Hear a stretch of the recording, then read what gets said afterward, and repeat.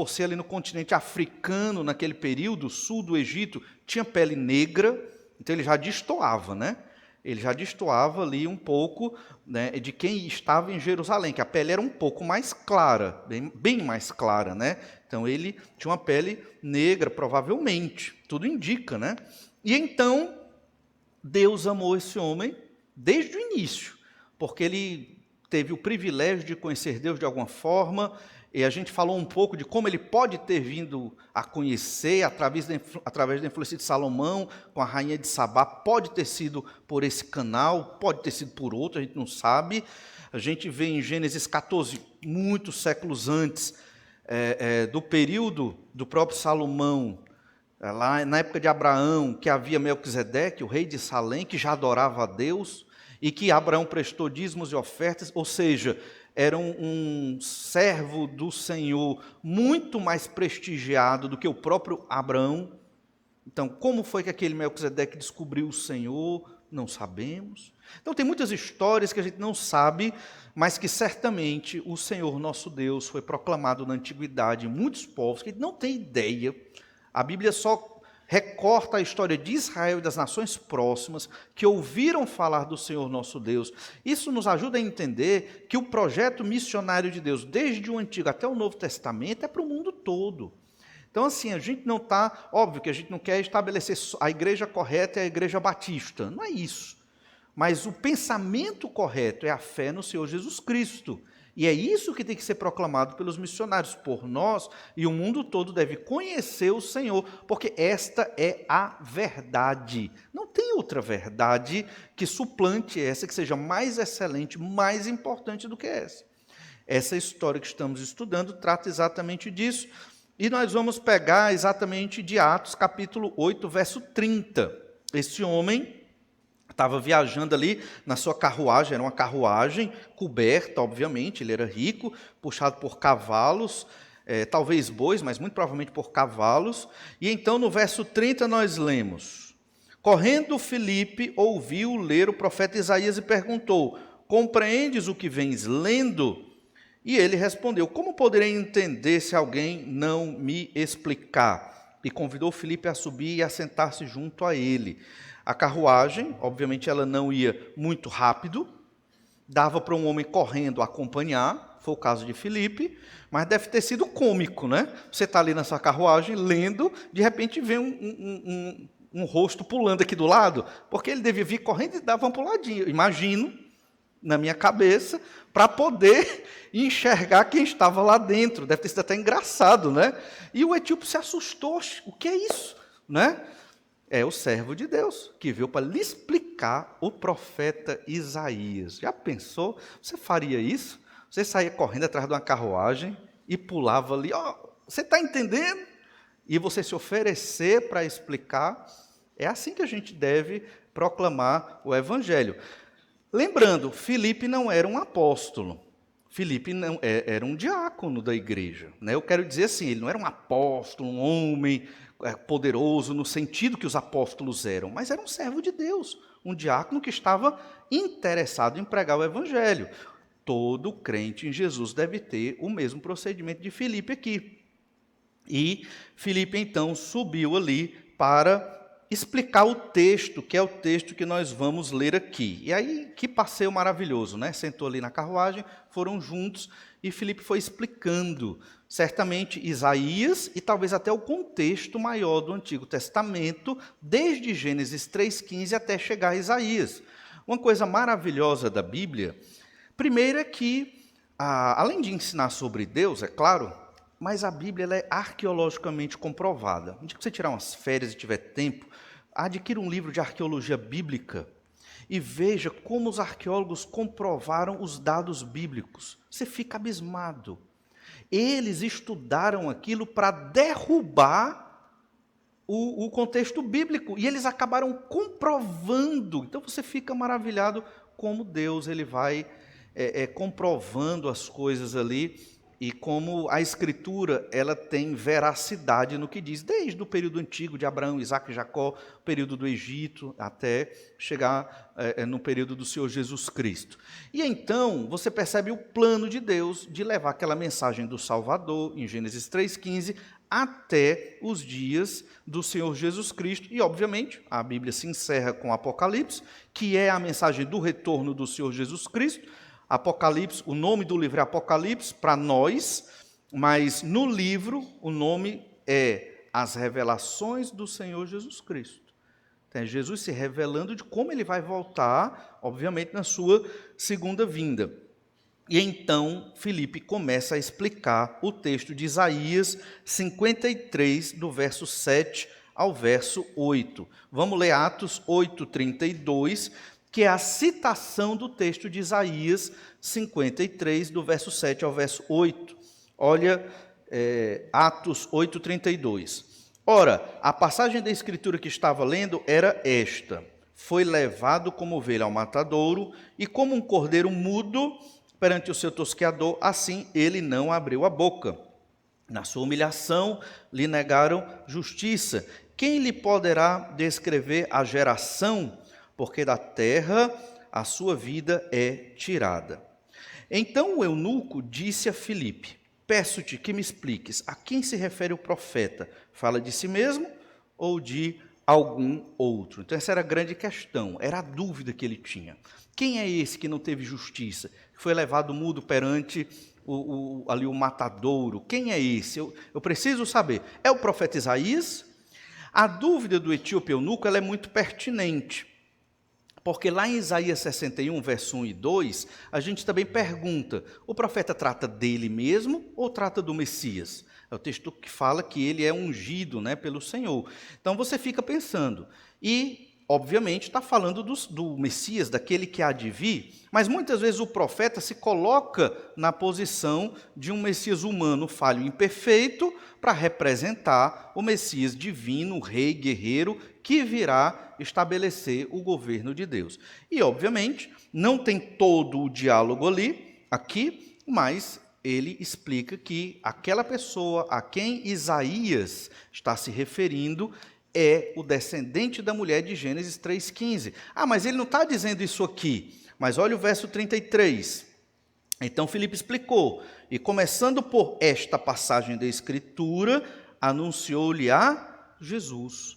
Então ele começou por Isaías, mas ele fez todo um passeio pelo Antigo Testamento. E ele não mencionou só aquelas passagens óbvias que nós conhecemos, Miqueias 5:2, Isaías 7:14, que são mensagens proféticas sobre a chegada do Senhor Jesus Cristo. Certamente ele falou de todo o contexto do Antigo Testamento. E a gente sabe que o próprio Senhor Jesus Cristo, ele ensinava e pregava o Evangelho dessa forma. Lembra quando Jesus ensinou sobre ele mesmo no Antigo Testamento? A história quando ele estava com os discípulos no caminho de Emaús, Lucas 24:26. A gente lê assim: porventura não convinha que o Cristo padecesse e entrasse na sua glória, e começando por Moisés, discorrendo por todos os profetas, expunha-lhes o que a seu respeito constava em todas as Escrituras. Tudo do Antigo Testamento aponta para o Senhor Jesus Cristo. E aqui tem que ter muito cuidado, que a gente não está falando das cores, das cortinas do tabernáculo, isso não aponta para Jesus. A gente não está falando da madeira do tabernáculo, isso não aponta para Jesus. Mas o tabernáculo aponta para Jesus. O Cordeiro Pascal aponta para Jesus. Os descendentes de Davi apontam para Jesus. Você lê o livro de Reis, Samuel e Reis, a gente está lendo aqui na leitura dominical. Não fala de Jesus. Você pode pensar, né? Não está falando, mas está. Tá? Mas onde está falando de Jesus? Cada rei, descendente de Davi, aponta para a chegada do Messias. Nasceu o filho do rei, a expectativa dos crentes de Israel naquela época era: esse é o Salvador, esse é o Messias prometido, é esse que Isaías falou lá em Isaías 7,14, é esse que estamos esperando. Aí o menino pecava, desobedecia, fazia coisa errada. Não é esse. Aí esperavam outro filho, outro descendente, até a chegada do Messias. Essa é a expectativa messiânica de Israel. Cada rei de Israel que vinha era um anúncio da chegada do Messias. Ele está mais perto. Cada genealogia que eu e você, outrora, desprezamos na nossa leitura bíblica, são anúncios da chegada do Senhor Jesus Cristo. Era assim que Israel no Antigo Testamento entendia que Jesus estava chegando. E eles estavam esperando. Quando chega no primeiro século, muito de Israel já estava desanimado, corrompido por um Messias diferente do que é dito no Antigo Testamento. Mas havia um remanescente fiel, haviam crentes esperando a chegada do Senhor Jesus. Então essa era a forma de pregar o evangelho na igreja. Jesus pregou assim. Hoje, às vezes, a gente prega muito rápido. Às vezes não dá tempo. E prega rápido, porque é o jeito. A nossa sociedade é muito acelerada. Não é pecado você pregar o evangelho de uma maneira mais rápida, ou até dar um folheto. Não é pecado. Mas quando puder, é interessante que você chame para fazer um estudo bíblico. Porque ali é que você vai mesmo pregar o evangelho, para que a pessoa entenda que não é uma questão do século XXI, do século XX, do século XIX ou XVIII, não é uma coisa de um líder batista que inventou esta seita dos batistas. Não é isso. Ele tem o nome batista por uma questão histórica. Mas, na verdade, é o evangelho do Senhor Jesus Cristo, que é pregado aqui nesta igreja, como na igreja de presbiterianos, como na igreja de assembleianos, como na igreja de outras denominações. Tem suas diferenças, essas, pelo menos essas que eu falei, né? Mas são igrejas de crentes no Senhor Jesus Cristo. Já outras a gente nem chama de igreja, porque realmente não é questão de diferença, é de rejeitar Jesus como Deus, como Senhor e Salvador. Perceba, então, que o Filipe está fazendo aqui, pregando para o etíope eunuco, é o que Jesus fez, foi o que Jesus ensinou, e é assim que nós devemos pregar o evangelho. Podemos pregar até mais rápido, por conta do nosso contexto, mas quando tiver tempo, aprofunde, explique Jesus do Antigo até o Novo Testamento. Aqui foi mencionado por Filipe só alguns versículos de Isaías. Nesses versículos de Isaías, que é o verso 7 e 8 de Isaías 53, ele destacou alguns elementos que apontam Jesus para o sacrifício. Ele diz que é uma ovelha que vai ao matadouro, é um cordeiro mudo, está na sua humilhação, lhe negaram a justiça, não tem geração. Por quê? Porque vai ser morto, não vai ter descendentes, nesse sentido só dessa passagem aqui, e também da terra a sua vida foi tirada. Ele vai ser morto. Então a ideia aqui é quem é esse homem que vai ser morto. Mas no texto de Atos capítulo 8, Filipe não fala dos outros versículos de Isaías 53, que vem antes e que vem depois. Esses versículos, eles deixam muito claro quem é o Senhor Jesus. Talvez, por questão de economia, não cabe tudo, Lucas, que escreveu essa história, que é também interessante, como é que Lucas soube dessa história?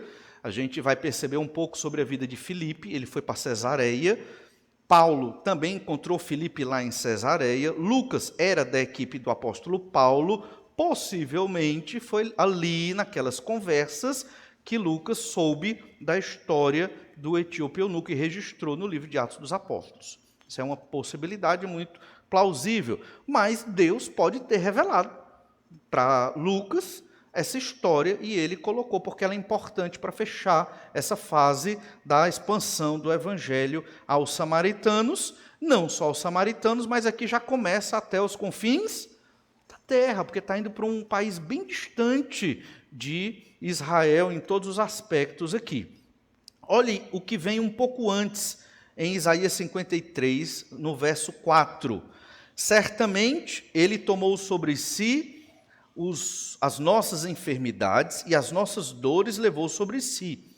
E nós o reputávamos por aflito, ferido de Deus e oprimido, mas ele foi traspassado pelas nossas transgressões, moído pelas nossas iniquidades, e o castigo que nos traz a paz estava sobre ele, e pelas suas pisaduras fomos sarados. Então, obviamente, está falando do sofrimento do Messias, de que ele iria morrer, de que ele iria ser maltratado para levar as nossas dores e enfermidades, falando claramente de salvação.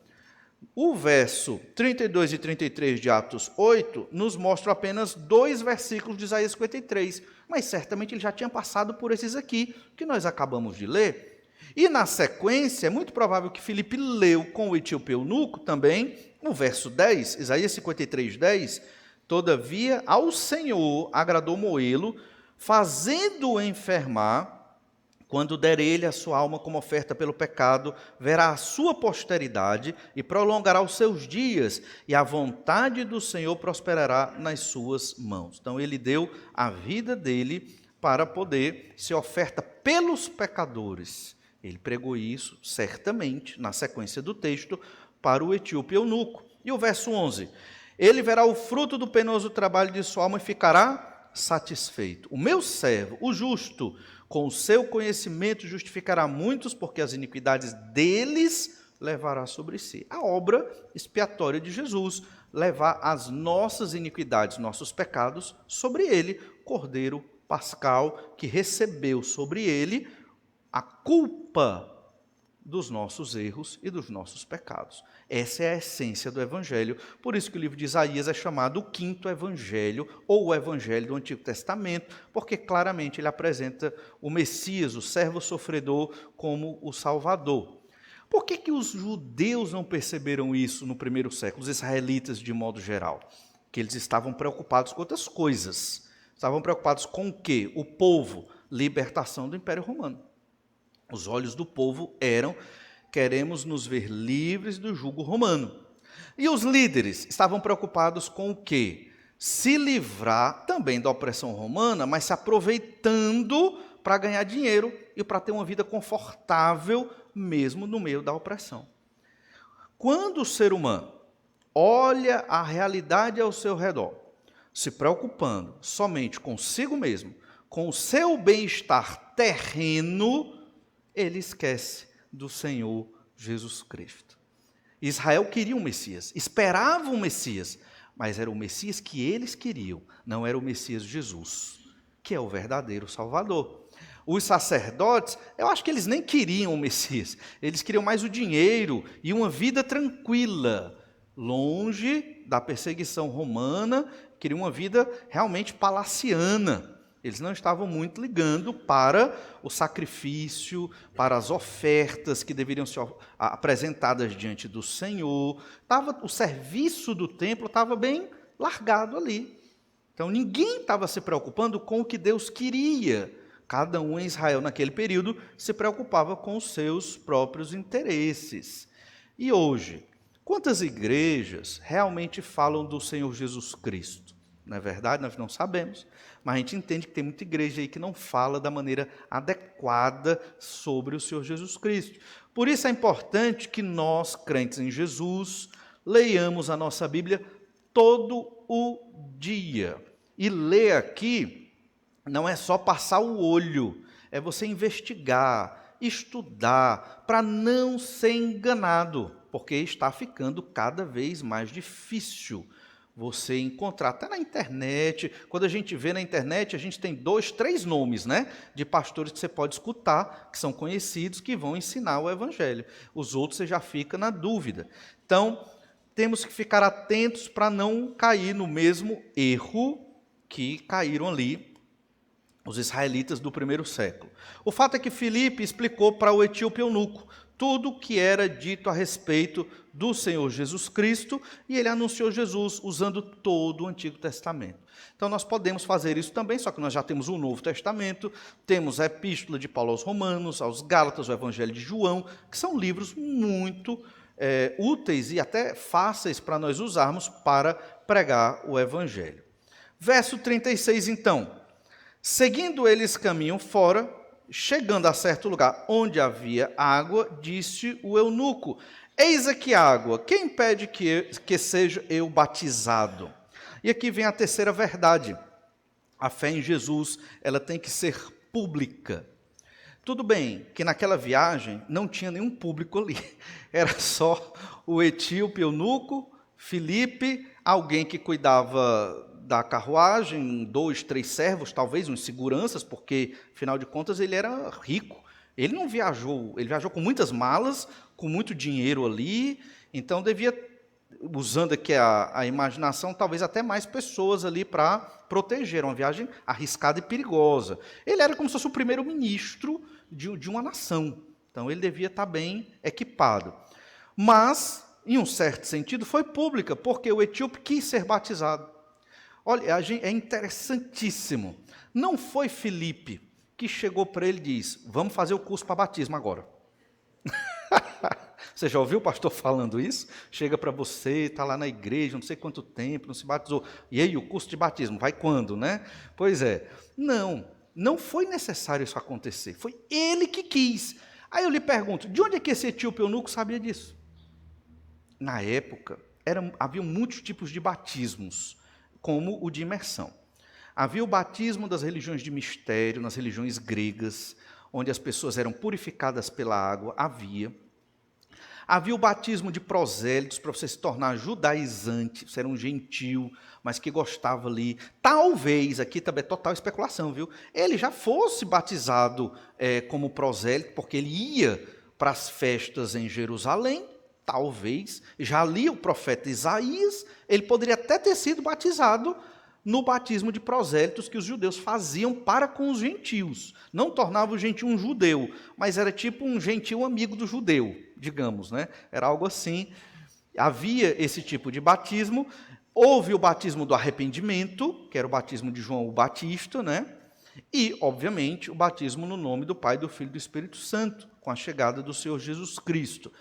Todos esses batismos, na forma, eram semelhantes, muito parecidos.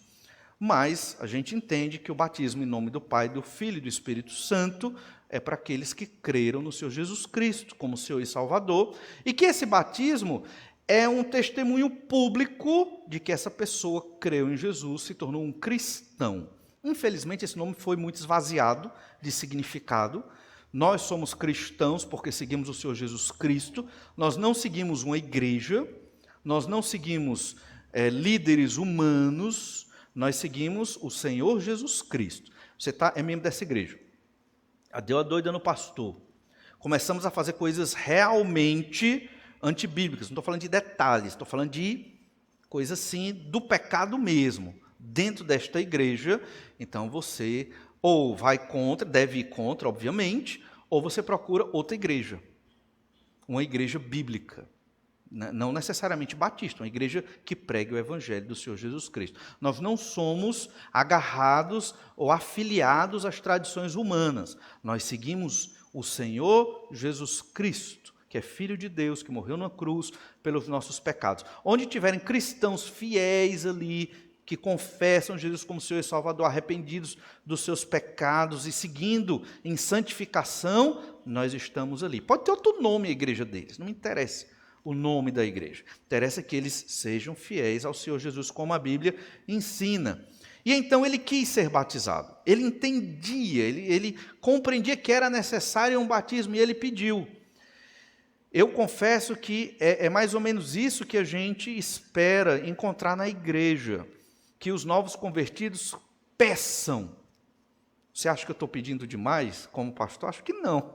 Os novos convertidos peçam assim, eu quero ser batizado, eu creio em Jesus, eu quero me identificar com o povo de Deus, e para isso é necessário o batismo nas águas. A pessoa não se torna mais santa, a pessoa não se torna salva pelo batismo, certo? A pessoa que se batiza ali, ela não entrou numa água mágica, é da Cagés, entra aqui, é fria, não tem nenhuma unção especial. Óbvio que é um momento especial, né? Mas o principal do batismo é o que está por trás dessa figura. Morri para os pecados, renasci para uma nova vida com Cristo. Isso é o importante. E isso foi substituído em século XX para cá pelo levantar a mão. Sabia que não existia esse negócio de levantar? Quem quer crer em Jesus hoje? Levante sua mão. Isso não existia. Isso veio de John Wesley para cá. Billy Graham fez muito isso. Quer dizer que Deus não salvou as pessoas que levantaram a mão? Salvou. É pecado pedir para alguém levantar a mão? Não é pecado. Não é pecado. Então, qual o problema? É que muita gente que não se converte acaba levantando a mão. E a gente trata como convertido no Senhor Jesus Cristo, mas nunca creu. E essa pessoa vai sofrer sendo tratada como um crente se ela não é crente. Ela não entendeu o evangelho. Ela levantou a mão no momento de emoção, dentro de um culto, com a música bonita, com um pastor falando com aquela voz de radialista, olha você. E aí a pessoa levanta a mão. Entende?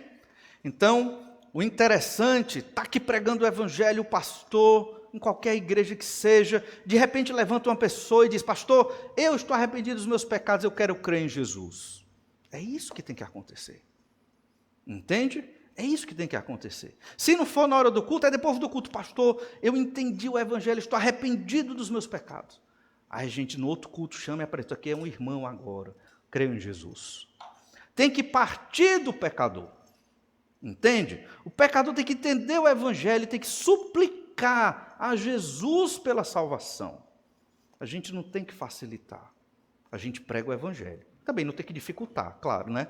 Mas a gente prega o evangelho e espera o Espírito Santo agir. O Espírito Santo, ele age e move, como agiu aqui na vida de Filipe. Por isso que ele quis ser batizado. E a resposta de Filipe, no verso 37. Filipe respondeu, é lícito se crês de todo o coração. É como se Filipe estivesse dizendo, você creu mesmo? Você creu em Jesus? Você se arrependeu? Você entendeu mesmo? É como se Filipe estivesse confirmando. Você creu de todo o coração ou é da boca para fora, meu amigo etíope eunuco?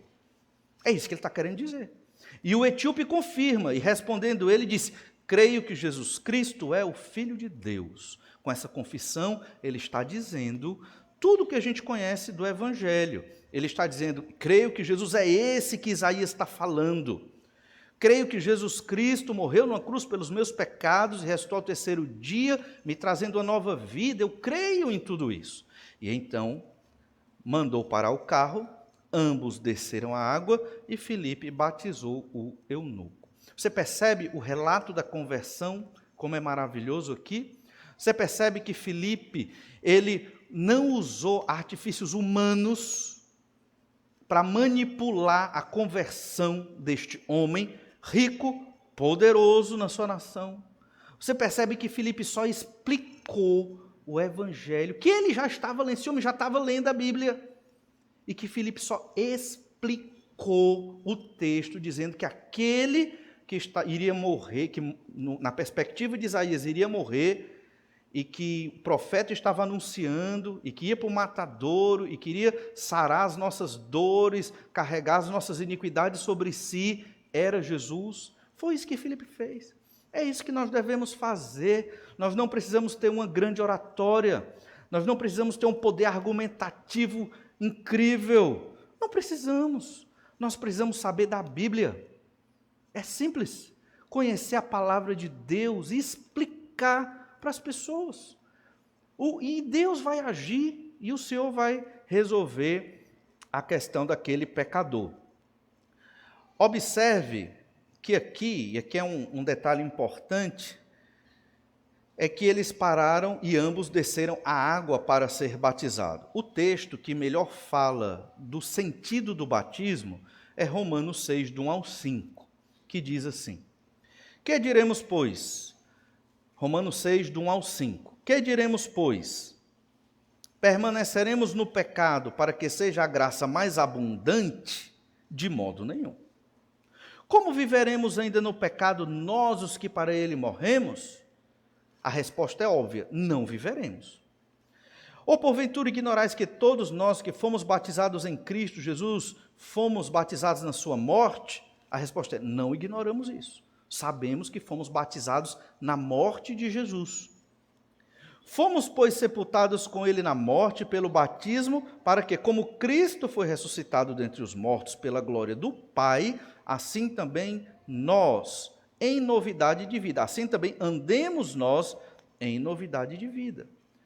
Foi batizado na morte de Jesus, mergulha representando a morte, né? Debaixo da terra, e sai da água simbolizando ressuscitar para uma nova vida, em Cristo.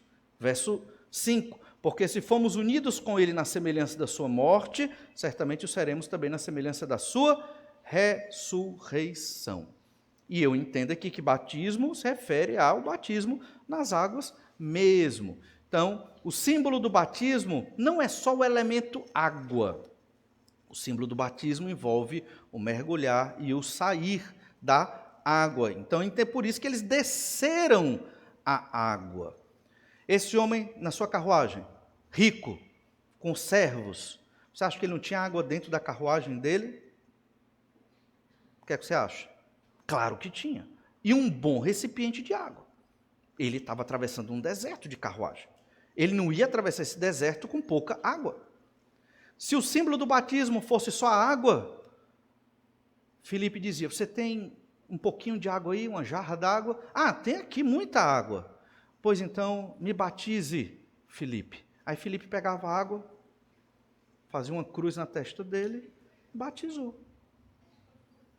Mas isso não aconteceu. A carruagem parou.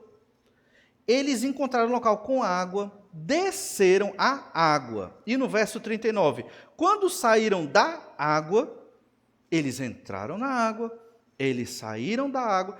Por que eles entraram na água? Símbolo do batismo, Romanos 6, verso 1 a 5, teve que mergulhar. Saíram da água.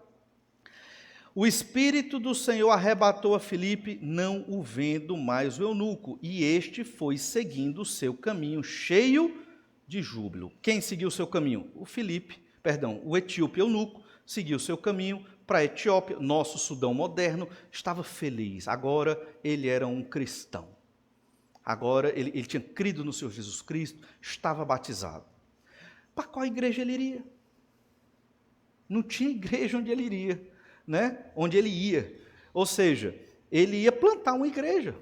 Ele ia pregar o evangelho para as pessoas ali, ou talvez houvesse um grupo lá no reino de Candace, de pessoas que já também, como o etíope eunuco, liam os textos do Deus de Israel. Podia ser. E ele foi explicar para eles, já pensou? Quem era aquele de quem falava o profeta Isaías? Quem é o servo sofredor? Não é o profeta, é Jesus Cristo. E a gente não sabe o resto da história, infelizmente, né? Tem muita história aí, não sei se no céu a gente vai saber, Deus queira que sim. Pelo menos eu queria saber o que é que aconteceu com a vida daquele homem e como ele conheceu o texto da palavra, mas uma coisa é certa, Deus não precisa de nós, irmãos, para pregar o evangelho, Deus usa quem Ele quer, e Deus usou aqui Filipe para levar esta mensagem de salvação.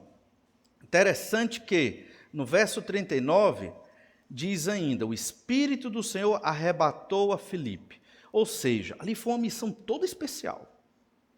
Ele estava, como eu falei domingo passado, ele estava pregando aos samaritanos, a multidão havia se convertido em Samaria, o grande poder, Simão havia se convertido.